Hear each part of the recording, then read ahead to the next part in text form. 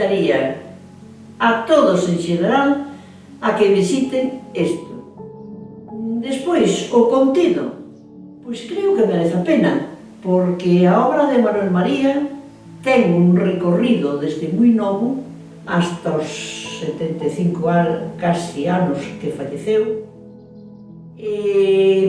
un recorrido de moitos camiños, e iso solo merece a pena velo.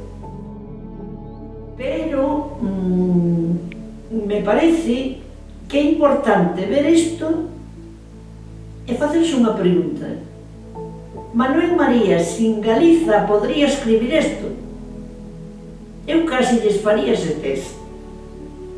É unha obra que vai ao país todo dentro, por iso hai que cuidar os países, neste caso noso, noutro caso outro, para que se produzcan obras que respondan a un contido real.